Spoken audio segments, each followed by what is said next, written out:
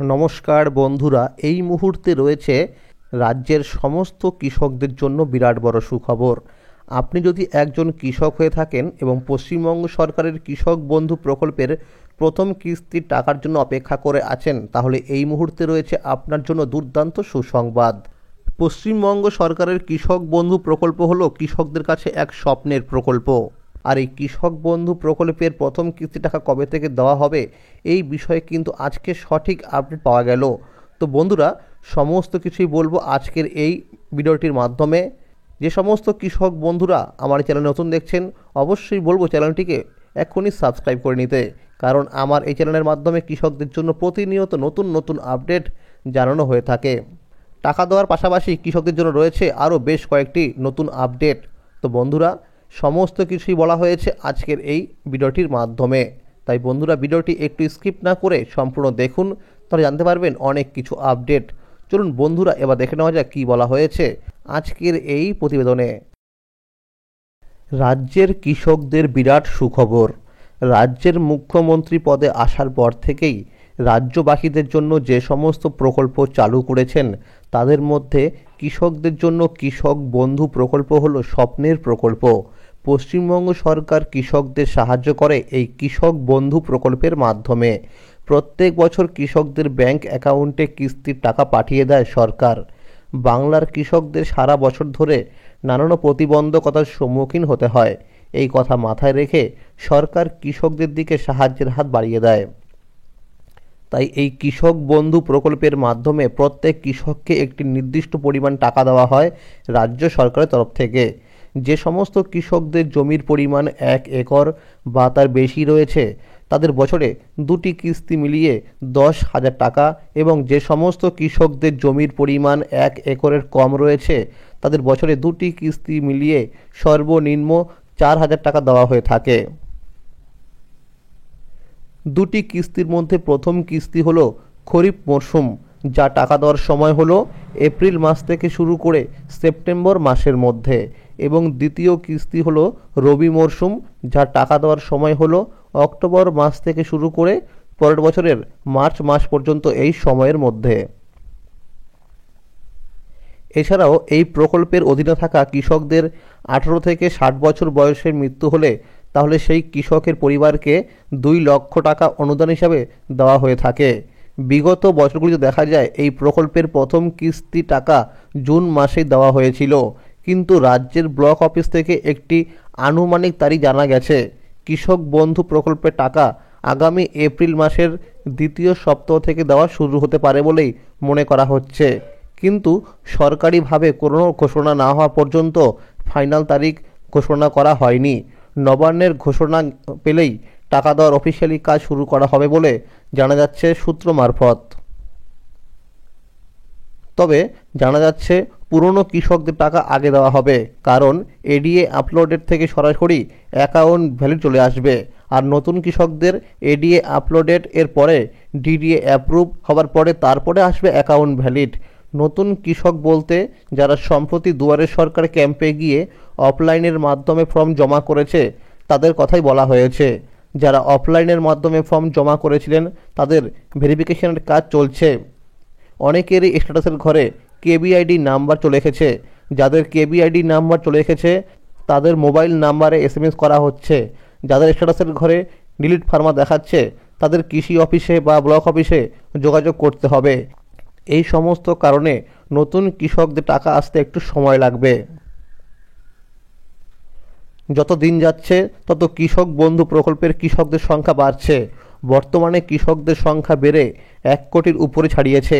2025-এ রাজ্য বাজেটে কৃষকদের জন্য এই কৃষক বন্ধু প্রকল্পের কোনো রকম অর্থ বাড়ানো হয়নি। আশা করা যাচ্ছে 2026-এর বিধানসভা নির্বাচনের আগে কিছুটা হলেও ভাতা বৃদ্ধি করা হতে পারে। ভাতা বৃদ্ধি হলে কৃষকদের মনে খুশির জোয়ার আসবে। কৃষকদের এই কাজগুলো অবশ্যই করতে হবে। 1 নাম্বার, যে সমস্ত কৃষকদের পেমেন্ট স্ট্যাটাসের ঘরে আধার কার্ডের নাম্বার এবং কেবিআইডি নাম্বার দেখাচ্ছে না, তাদের উদ্দেশ্যে বলা হয়েছে তারা অবিলম্বে ব্লক অফিসে গিয়ে আধার সংযুক্তিকরণের ফর্ম সংগ্রহ করে ফিল আপ করে আধার কার্ড এবং ভোটার কার্ডের 1 কপি জেরক্স করে তাতে নিজের স্বাক্ষর করে জমা করতে হবে। অবশ্যই অরিজিনাল আধার কার্ড এবং ভোটার কার্ড সঙ্গে করে নিয়ে যেতে হবে। ব্লক অফিস থেকে বলা হয়েছে অবশ্যই যেন আধার নম্বরের সঙ্গে মোবাইল নাম্বার লিঙ্ক করা থাকে। ফর্ম জমা করার 7 থেকে 10 দিনের মধ্যে পুনরায় স্ট্যাটাসের ঘরে আধার কার্ডের নাম্বার এবং কেবিআইডি নাম্বার চলে আসবে। 2 নাম্বার, এরকম কিছু কৃষকরা আছে যারা আবেদনপত্র জমা করার সময় যে ব্যাংকের অ্যাকাউন্ট নাম্বার দিয়েছিল দেখা গেছে বর্তমানে সেই ব্যাংক এখন অন্য কোনো রাষ্ট্রায়ত্ত ব্যাংকের সাথে যুক্ত হয়ে গেছে। যুক্ত হওয়ার ফলে ব্যাংকের আইএফএসসি কোড নাম্বার পরিবর্তন হয়ে গেছে। এই জন্য অনেক কৃষকরা রবি মরশুমে টাকা পায়নি। এই সকল কৃষকদের উদ্দেশ্যে বলা হয়েছে নতুন পাসবুক বা নতুন অ্যাকাউন্ট খুলে তার নাম্বার নিকটবর্তী ব্লক অফিসে বা কৃষি অফিসে জমা করে। এই কাজ না করলে আগামী খরিফ মরশুমের টাকা পাবে না।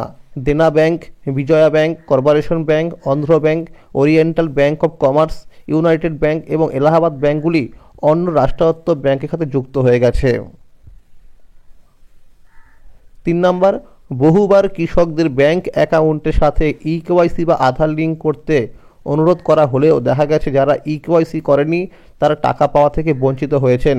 তাই প্রত্যেক কৃষকদের উদ্দেশ্যে বলা হচ্ছে যেন ব্যাংকে গিয়ে প্রত্যেক 6 মাস পর পর অ্যাকাউন্ট নাম্বারের সাথে ইকেওয়াইসি আছে কি না তা চেক করে নেয়। 4 নাম্বার, প্রত্যেক কৃষকদের আধার কার্ড নাম্বারের সাথে মোবাইল নাম্বার লিঙ্ক থাকতে হবে। আধার কার্ডে নামের বানান এবং জন্ম তারিখ ঠিকানা ভুল থাকলে আধার কেন্দ্রে গিয়ে সংশোধন করতে হবে। 5 নাম্বার, যে সকল কৃষকরা জমির পরিমাণ বাড়াতে চায় তাদের ব্লক অফিসে গিয়ে জমির নথিপত্র সহ ভোটার কার্ড, আধার কার্ড সহ একটি ফর্ম ফিল আপ করে জমা করতে হবে। জমা করার 10 দিনের মধ্যেই আবার স্ট্যাটাসের ঘরে জমির পরিমাণ যুক্ত হয়ে যাবে।